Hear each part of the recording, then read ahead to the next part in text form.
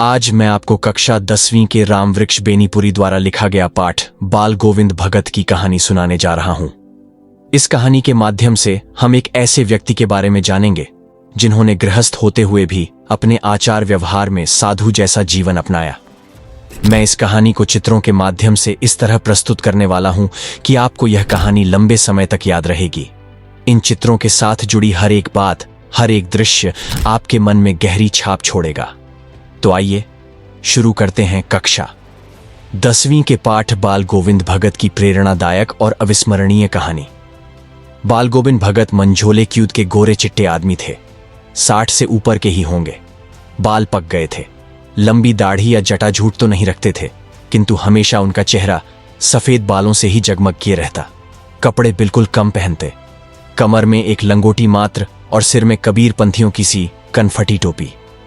जब जाड़ा आता एक काली कमली ऊपर से ओढ़े रहते। मस्तक पर हमेशा चमकता हुआ रामानंदी चंदन, जो नाक के एक छोर से ही औरतों के टीके की तरह शुरू होता। गले में तुलसी की जड़ों की एक बेडौल माला बांधे रहते। रामवृक्ष बेनीपुरी जी कहते हैं कि ऊपर की तस्वीर से यह नहीं माना जाए कि बाल गोविंद भगत साधु थे। नहीं, बिल्कुल गृहस्थ। उनकी गृहिणी की तो मुझे याद नहीं। उनके बेटे और पतोहू को तो मैंने देखा था। थोड़ी खेतीबाड़ी भी थी। एक अच्छा साफ सुथरा मकान भी था। किंतु खेतीबाड़ी करते, परिवार रखते भी बाल गोविंद भगत साधु थे। साधु की सब परिभाषाओं में खरे उतरने वाले। कबीर को साहब मानते थे। उन्हीं के गीतों को गाते, उन्हीं के आदेशों पर चलते। कभी झूठ नहीं बोलते, खरा व्यवहार रखते। किसी से भी दो टूक बात करने में संकोच नहीं करते। न किसी से खामखाह झगड़ा मोल लेते। किसी की चीज नहीं छूते, न बिना पूछे व्यवहार में लाते। इस नियम को कभी कभी इतनी बारीकी तक ले जाते कि लोगों को कुतूहल होता। कभी वह दूसरे के खेत में शौच के लिए भी नहीं बैठते। वह गृहस्थ थे, लेकिन उनकी सब चीज साहब की थी। जो कुछ खेत में पैदा होता, सिर पर लाद कर पहले उसे साहब के दरबार में ले जाते, जो उनके घर से 4 कोस दूर पर था। एक कबीर पंथी मठ से मतलब। वह दरबार में भेंट रूप रख लिया जाकर प्रसाद रूप में जो उन्हें मिलता उसे घर लाते और उसी से गुजर चलाते। इन सब के ऊपर मैं तो मुग्ध था उनके मधुर गान पर, जो सदा सर्वदा ही सुनने को मिलते। कबीर के वे सीधे सादे पद, जो उनके कंठ से निकलकर सजीव हो उठते। आसार की रिमझिम है। समूचा गांव खेतों में उतर पड़ा है। कहीं हल चल रहे हैं, कहीं रोपणी हो रही है। धान के पानी भरे खेतों में बच्चे उछल रहे हैं। औरत कलेवा लेकर मेंदत पर बैठी हैं। आसमान बादल से घिरा, धूप का नाम नहीं। ठंडी पुरवाई चल रही। बाल गोविंद भगत समूचा शरीर कीचड़ में लिथड़े अपने खेत में रोपणी कर रहे हैं। उनकी अंगुली एक एक धान के पौधे को पंक्तिबद्ध खेत में बिठा रही है।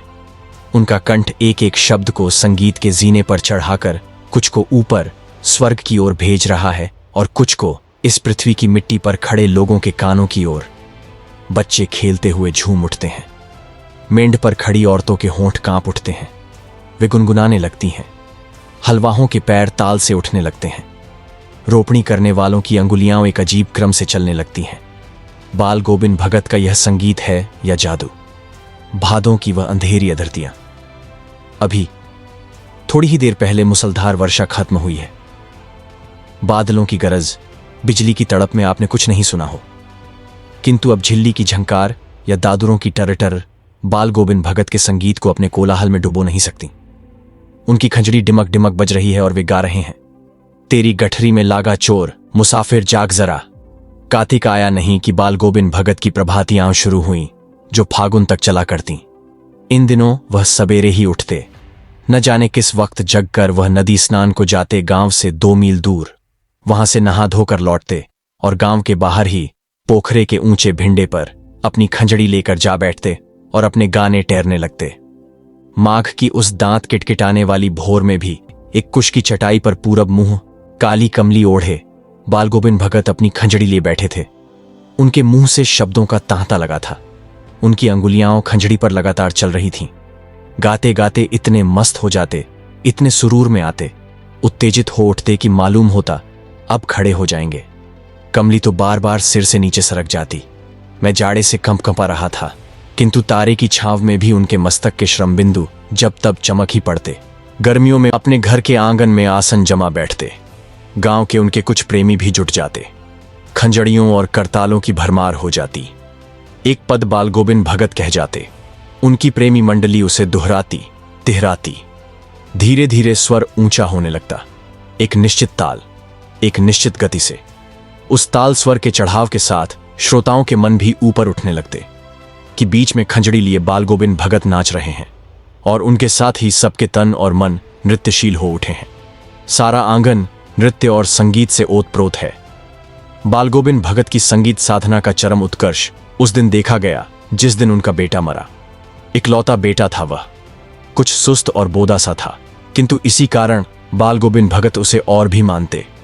उनकी समझ में ऐसे आदमियों पर ही ज्यादा नजर रखनी चाहिए या प्यार करना चाहिए, क्योंकि ये निगरानी और मोहब्बत के ज्यादा हकदार होते हैं। बड़ी साध से उसकी शादी कराई थी। पतोहू बड़ी ही सुभग और सुशील मिली थी।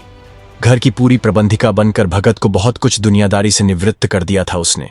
उनका बेटा बीमार है, इसकी खबर रखने की लोगों को कहां फुर्सत, किंतु मौत तो अपनी और सबका ध्यान खींचकर ही रहती है। हमने सुना बाल गोविंद भगत का बेटा मर गया। कुतूहलवश उनके घर गया, देखकर दंग रह गया। बेटे को आंगन में एक चटाई पर लिटाकर एक सफेद कपड़े से ढांक रखा है। वह कुछ फूल तो हमेशा ही रोपते रहते। उन फूलों में से कुछ तोड़कर उस पर बिखरा दिए हैं, फूल और तुलसी दल भी। सिरहाने एक चिराग जला रखा है और उसके सामने जमीन पर ही आसन जमाए गीत गाए चले जा रहे हैं। वही पुराना स्वर, वही पुरानी तल्लीनता। घर में पतोहू रो रही है, जिसे गांव की स्त्रियां चुप कराने की कोशिश कर रही हैं, किंतु बाल गोविंद भगत गाए जा रहे हैं। हां, गाते गाते कभी कभी पतोहू के नजदीक भी जाते और उसे रोने के बदले उत्सव मनाने को कहते। मैं कभी कभी सोचता, यह पागल तो नहीं हो गए, किंतु नहीं। वह जो कुछ कह रहे थे उसमें उनका विश्वास बोल रहा था। वह चरम विश्वास जो हमेशा ही मृत्यु पर विजयी होता आया है। बेटे के क्रियाकर्म में तूल नहीं किया, पतोहू से ही आग दिलाई उसकी। किंतु ज्यों ही श्राद्ध की अवधि पूरी हो गई, पतोहू के भाई को बुलाकर यह आदेश देते हुए कि इसकी दूसरी शादी कर देना। इधर पतोहू रो रो कर कहती, मैं चली जाऊंगी तो बुढ़ापे में कौन आपके लिए भोजन बनाएगा? बीमार पड़े तो कौन एक चुल्लू पानी भी देगा? मैं पैर पड़ती हूं, मुझे अपने चरणों से अलग नहीं कीजिए। लेकिन भगत का निर्णय अटल था। तू जा, नहीं तो मैं ही इस घर को छोड़कर चल दूंगा। यह थी उनकी आखिरी दलील, और इस दलील के आगे बेचारी की क्या चलती। बाल गोविंद भगत की मौत उन्हीं के अनुरूप हुई। वह हर वर्ष गंगा स्नान करने जाते। स्नान पर उतनी आस्था नहीं रखते जितना संत समागम और लोक दर्शन पर। पैदल ही जाते। करीब 30 कोस पर गंगा थी। साधु को संबल लेने का क्या हक, और गृहस्थ किसी से भिक्षा क्यों मांगे? अतः घर से खाकर चलते तो फिर घर पर ही लौट कर खाते। रास्ते भर खंजड़ी बजाते, गाते, जहां प्यास लगती पानी पी लेते। 4-5 दिन आने जाने में लगते, किंतु इस लंबे उपवास में भी वही मस्ती। अब बुढ़ापा आ गया था, किंतु टेक वही जवानी वाली। इस बार लौटे तो तबीयत कुछ सुस्त थी। खाने पीने के बाद भी तबीयत नहीं सुधरी, थोड़ा बुखार आने लगा, किंतु नेम व्रत तो छोड़ने वाले नहीं थे। वही दोनों जून गीत, स्नान, ध्यान, खेती बाड़ी देखना। दिन दिन छीजने लगे। लोगों ने नहाने धोने से मना किया, आराम करने को कहा, किंतु हंसकर टाल देते रहे।